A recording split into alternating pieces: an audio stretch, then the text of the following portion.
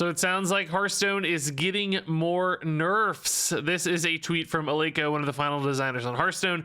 We're going to be making some standard balance adjustments soon. Next patch will likely be more nerf focused than the previous one, which featured a lot of buffs, and might include some neutral cards. We'll be locking in our changes this Friday, and the patch will go live about 1 week after that. So a little less than 2 weeks away. Sounds like we're going to be getting some nerfs, including some neutral cards, since those were called out specifically. And in this video, I wanted to take a look at the cards that I think might be nerfed based on this tweet and the data we're seeing right now.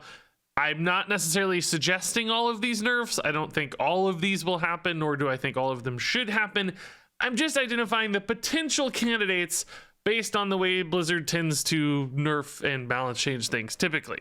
So that said, this is probably target number one in a lot of people's eyes.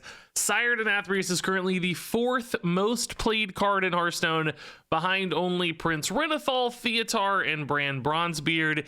And in particular, Denathrius is finishing a lot of Hearthstone games. And in the past, Blizzard has targeted cards where it feels like you're losing to the same thing over and over again.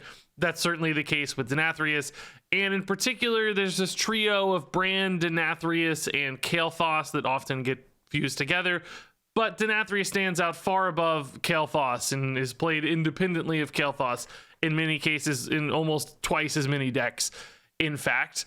So Denathrius seems like the key target there. Bran being, you know, sort of an iconic legendary of old. I doubt they really adjust Bran, so I think Denathrius is where they'd have to go for the change. That said, a little bit hard to nerf this card since he's already 10 mana and a lot of his effects feel like they just make too much sense. You know, for instance, removing Lifesteal, does that really change Denathrius enough? In some cases, yes, of course, when he's used as a stabilizer, but it doesn't change his finishing potential. So I think instead, they'd probably have to tackle the scaling aspect of Denathrius, making sure he doesn't do as much damage as quickly as currently, which means you might have to up the infuse counter to 2 instead of 1. So every second minion that dies infuses Denathrius instead of every single minion, which basically halves the rate at which he scales.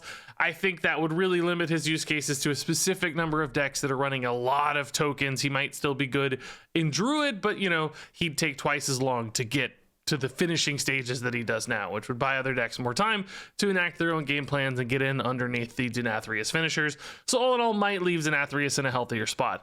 Now, I'll admit that's a really dramatic change, effectively cutting him in half on his scaling. I just don't know where else you go if you start him at like 0 damage, for instance, and make him catch back up to that 5. Is that really enough to change things? If you change his stats, not really going to change much. You can't increase his cost. So I just don't know where else you would go with Denathrius other than increasing his infused total, and the smallest step you can take is from 1 to 2. So if you guys have other ideas how Blizzard might change Denathrius, I'm certainly curious to hear those. This is the one I've seen floated around the most. It might be that if this is too awkward to change, they do tackle some other aspect of decks that enable or combos that enable Denathrius, like Kael'thas Instrider instead, for instance. Maybe you increase that to 1 mana instead of 0. There are other ways to tackle this problem, which might be the easy out for Blizzard, even though it feels like Denathrius is really the sort of centerpiece card and problem for people who are feeling stressed by Denathrius. So speaking of another really popular neutral card, Theotar is currently in 52% of decks. That is that like magical Ziliax threshold where almost everything is running him, because he is really one of the most effective disruptive cards we've ever had in Hearthstone. Straight up stealing win conditions, stealing Denathrius's, for instance, and that makes most decks that aren't incredibly hyper aggro focused able to run Theotar with great degrees of success. And I think that certainly makes him a nerf target. But that said, I don't think this is the sort of card that Blizzard would just outright kill or, you know, nuke from orbit, as we say often with nerfs.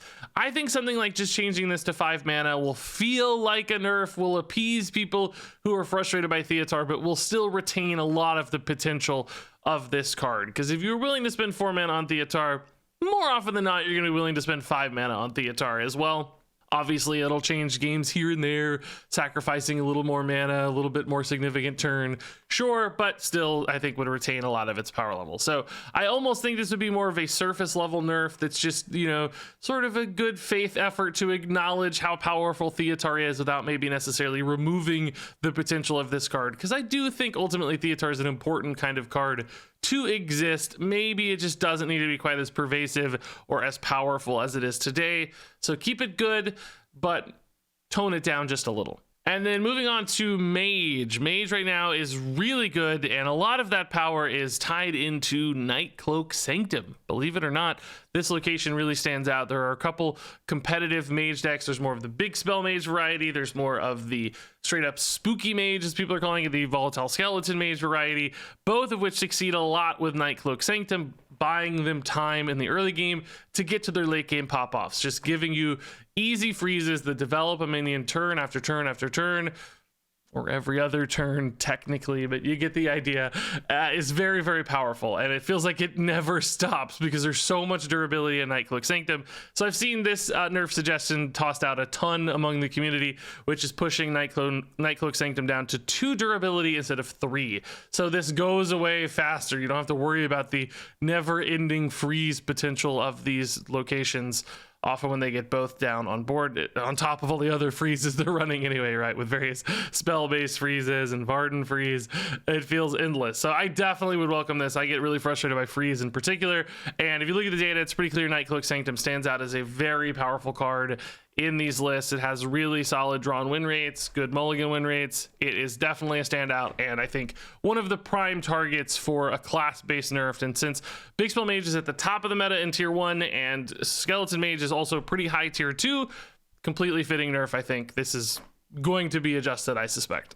That said, there's one other target for Mage here that I think is equally powerful and equally utilized in both of the popular Mage decks, and that's Magister Dawngrasp. The hero card here has really good data once again for Mage. Very solid, like top 5 or 6 card win rates in Big Spell Mage, and I think even better actually in Spooky Mage as I'm looking over at my other screen. Yeah, the very best card by drawn win rate in Spooky Mage. So really a standout, and that's because the hero power becomes such a wink addition in and of itself. Once the hero power is dealing 4 and 6 and 8 damage, it's so much output that most decks simply cannot survive multiple turns against that hero power, particularly while the mage is pushing in chip damage with skeletons and freezing your board out. It just becomes this impending doom that the hero power is going to finish you. So pulling back a little bit on Magister Dawngrasp, I think, is definitely a possibility. And keep in mind, this card actually got released at 8 mana. I think a lot of people forget that. It got buffed at one point up to 7 mana. So I think a very simple, easy tweak would be to push it back to 8 mana where it started. That feels pretty organic. I think there's also a chance, though, that Blizzard would tweak the hero power. I think the fact that it starts at 2 is unnecessary. The fact that it increments by 2 feels a little unnecessary. So there could be a tweak to the hero power instead. Maybe start it at 1, or maybe just increment it by 1 damage instead of by 2, so that it doesn't scale and snowball so crazy like it does now. I think a couple possible changes exist there for Dawngrasp. I think personally the hero power is the part of this card that's scary, and that's probably what should be tweaked, but the mana cost change is so much simpler and easier, and it's what the card started at, so I think that might be where they end up going. But nonetheless, don't be shocked if Magister Dawngrasp definitely gets tweaked in this balance patch. So now let's talk about our buddy Guff. Guff, I think, is the most widely requested nerf I see amongst the community, and frankly, the data supports it. Guff has some absolutely obscene mulligan win rates for a higher cost card. Typically your mulligan win rate cards that are good are 2 drops and 3 drops, so if you want to get out early in the game, but Guff at a 5 drop still has a 64% mulligan win rate in Ramp Druid. That's 8% higher than the next highest card in the deck, which is clearly an enormous outlier. It's completely absurd. Also the best drawn win rate card in the deck, so even when you get him late, he's still a relevant tool. And that's because, of course, having extra mana is awesome. Having card drawn a hero power is awesome. There's just so much that Guff does really, really well. Now, the thing is, that hasn't changed. Guff has been like this since he got released, and Blizzard has time and time again not nerfed Guff. That's been a common complaint among people, like, why aren't they touching Guff? He's crazy. And if history's any precedent, maybe Guff dodges nerfs again. Maybe they target something else in Druid. But I feel like this might finally be the point where, like, okay, listen, Guff's insane. We gotta tweak Guff. That said, I don't think they're going to just totally murder the card because they've been so soft on him in the past. I think pushing him to 6 mana is probably the sort of change that Blizzard would make. Slows him down a little, pulls his win rate down a little, but doesn't totally kill the card. I think Guff is also sort of beloved as much as he is hated because it's really fun playing with 20 mana, and a lot of people like playing Druid, and Guff is just such a nice, friendly character. I don't think they want to remove him from the meta, just limit him a little bit. So pull down that spike, delay him by a turn. That probably goes farther than most people realize, and Guff at 6 mana is a totally reasonable change. Now, the other side of the Druid nerf that I think might happen and that many people might not expect at first glance is right here with Herald of Nature, because aggro Druid is actually the best deck in the meta and has been since the most recent balance patch. And that is basically at all ranks. Even at Diamond through Legend, aggro Druid's good. It falls off a little bit at really high Legend, but it's still tier 1. It's still within like 0.5% of Miracle Rogue, which is the best deck. So I think it'd be absurd if aggro Druid didn't get nerfed. It is the highest power deck, so it just makes sense that it would be adjusted. And if you look at the data, Herald of Nature is actually the highest drawn win rate card in the deck, and frankly has really good mulligan win rates as well for a 3-cost card in what is ultimately a very low curve deck. It's mostly 1-drops. So this looks like the standout card in the deck, and it kind of makes sense. This card always looked so crazy pushed to me in regards to output. It had, a 3/3 stat line for 3, which is reasonable. That's common, but a +1/+2 buff is completely crazy, and that's why it's so good in aggro Druid. Just really helps you cement those early boards and makes it really hard for opponents to remove because of that +2 health aspect. So I think that might be what Blizzard targets here, just making this a +1/+1 buff. It still offers a lot of upside. I think that would keep the card very good, and pulling it back to 1/1 is totally reasonable. Still looks like a solid card. It actually kind of looks tidier in a lot of ways at 1/1. So I think this is probably the most likely target for aggro Druid based on the data, but any other card that also And then the other high tier deck here I think will get a change is Quest Hunter. This one also stands near the top of the meta. Didn't get much of a change during the last balance patch. It's been frustrating for a lot of people. Basically just the stag weapon got nerfed a little, but I think they might go back and take another hit at Quest Hunter, and it was really hard finding the right sort of target to be nerfed in Quest Hunter. If you look at the data specifically, Dunbaldar Bunker is actually probably the most prime target based on win rates.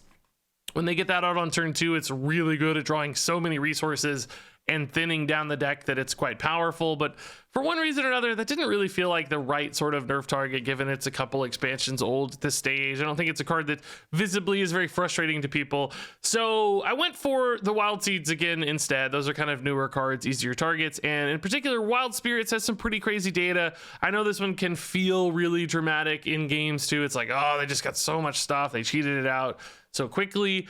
And in particular, I always thought this kind of felt like a 4-mana card. You've got the sort of 2-mana Wild Seed, the 3 mana with Stag Charge, and then 5 mana with Erelon. Wild Spirits being 4 mana just feels like it slots really nicely into that package. They have this kind of perfect curve, and it in some ways feels like a 4-mana card, getting a couple things, getting this advancement on the Wild Seed Dormancy.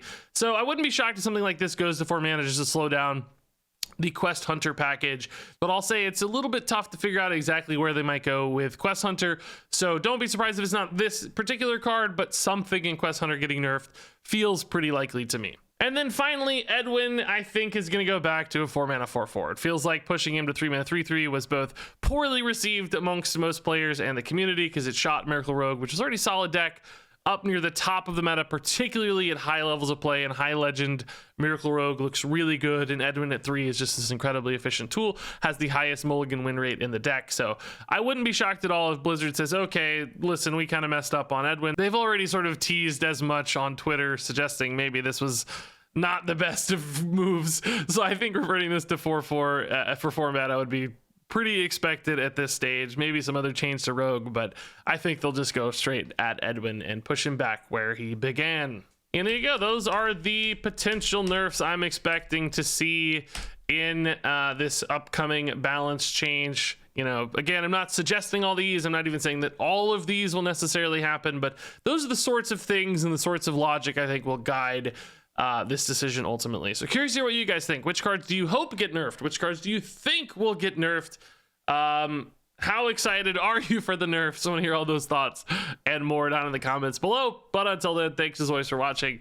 And until next time, game on.